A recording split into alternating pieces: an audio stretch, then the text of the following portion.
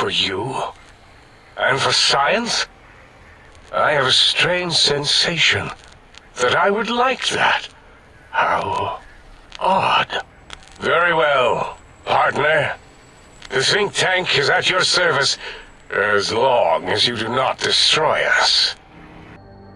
As it had been in the years before the Great War, Big Mountain, the Big Empty, became home to one of the brightest minds of the 23rd century.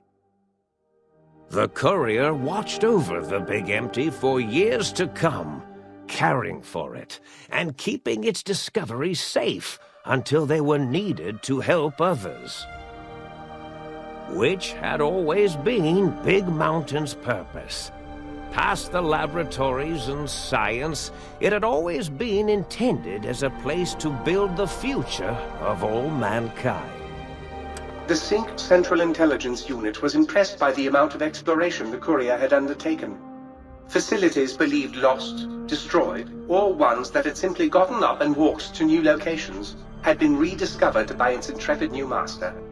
Internally, the artificial personality debated as to whether it preferred the old management to the new, and concluded that the courier's thorough approach to research and investigation was admirable and worthy of its respect.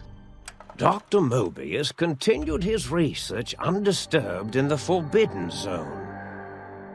As much as he had attempted to create better scorpions, he tried the same with humanity, with considerably less success. These failures didn't bother him overmuch. Once the rush of mentats wore off, he forgot he had failed in any event. After all, the bright young mind who had come to visit him in the Forbidden Zone had already exceeded his expectations. The Sync atop the dome bustled with the voices of a small town, constantly chirping, arguing, and snarling at each other. Still, this all happened productively in the interests of its new owner. The Sync Central Intelligence Unit discovered, despite its inversion code, it was comforted by the sense of community the other personalities gave it. The biological research station, obsessed with seeding everything in sight, requested a transfer to the X-22 Botanical Garden, so that it might, in its own words, sensually fertilize the garden's smooth contours. The garden sent back a polite refusal, saying it had prior commitments with a vault it had helped infect before the war. The book chute continued to devour all seditious materials until it nearly choked on a paperclip. It adamantly maintained it was a Chinese paperclip, and the whole thing had been an elaborately orchestrated assassination attempt. Whatever the reason, it slowed down for a while, carefully appraising each document and clipboard that came to it. The light switches continued to bicker and flicker. This persisted until the day someone dropped a flashlight in the sink, and the two of them united in their hatred of the showboat. One of them eventually transferred to the Lightwave Dynamics plant, and began a long, unrequited affair with one of the holograms. The thing continued to ruthlessly scrub any particulate matter that came near it. Eventually, it gained access to the magneto-hydraulics plant and nearly flooded all the Big Empty in an attempt to scrub the crater clean. Once it learned of the innovative toxins plant, however, it gained new purpose. It sought to develop antitoxins to flush into its drains and counteract the poisons bleeding into the soil. The toaster continued its psychotic spree, reducing all appliances in range to scrap electronics and spare parts. After one of its more psychotic episodes, however, the other Sync personalities decided enough was enough and dumped the toaster in a bathtub. Sparking and hissing, the toaster swore its enemies would rue the day when they had bread and no way to toast it. Muggy did his best to collect coffee cups, although in his quest, he accidentally trapped himself in Higgs Village. It might have been the end for poor Muggy. Except, he found it peaceful there, tidying up the kitchens of the think tank professors back when they had been flesh and bone. Well, except for Dr. O, who was an asshole for having created Muggy in the first place. Muggy left O's house deliberately dirty, punishing the dishes and cups that lived there in blind revenge for serving Dr. O. Blind old Jefferson, with sounds the courier brought him, created a symphonic counter-frequency that saved Big Mountain from sonic invasion in 2910.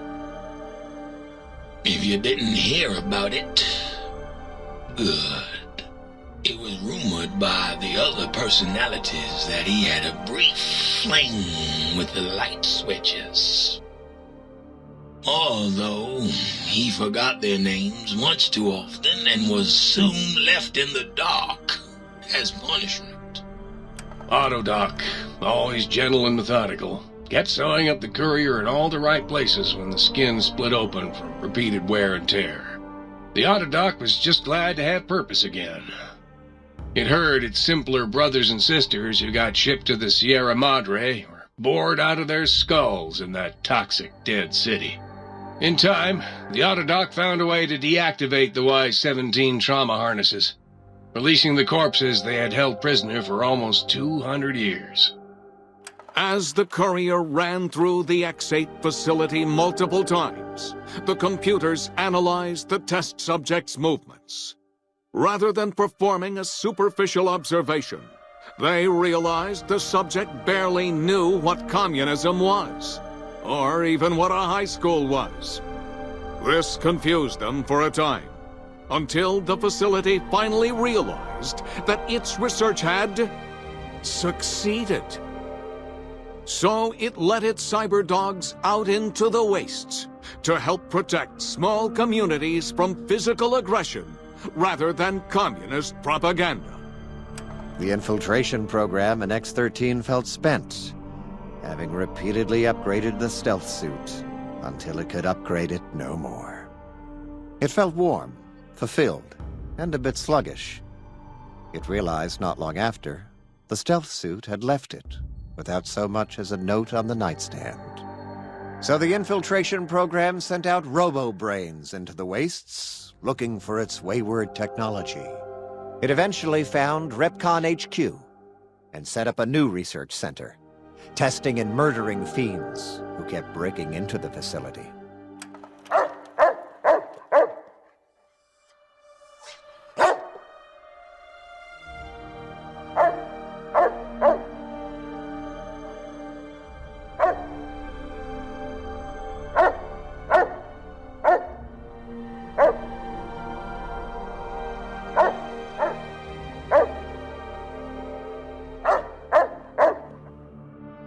The courier, organs intact, continued onwards, a little less heavy of step, but with all the organs in the right places, as they should be. After all, brains can develop a life of their own when left to their own thoughts, and the courier's brain was more clever than most. Dr. Klein and the think tank remained alive, unaware of the world outside. They looped through their daily routine, none the wiser about the world beyond, although perhaps wiser was the wrong word. The world outside belonged to the courier, and if anyone would shape it, well, the courier had already called dibs. There is an expression in the wasteland, old world blues. It refers to those so obsessed with the past they can't see the present, much less the future, for what it is. They stare into the what was, eyes like pilot lights, guttering and spent, as the realities of their world continue on around them. Science is a long, steady progression into the future. What may seem a sudden event often isn't felt for years, even centuries to come. In the times following the Second Battle of Hoover Dam, however, Old World Blues took on a new meaning. Where once it was viewed as a form of sadness, nostalgia, It became an expression describing the potential for the future. It can be easy to see science as evil, technology unchecked as the source of all ills, all misfortunes.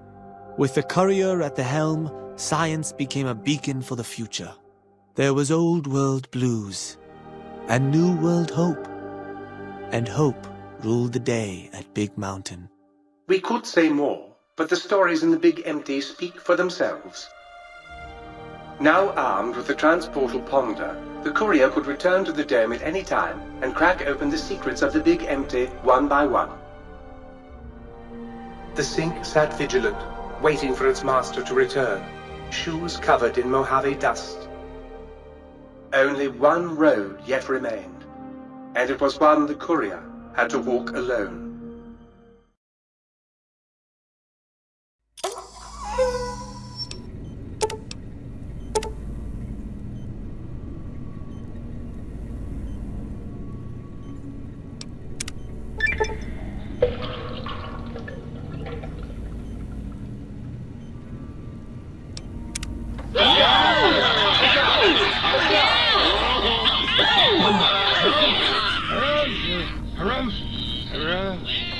Hurrah!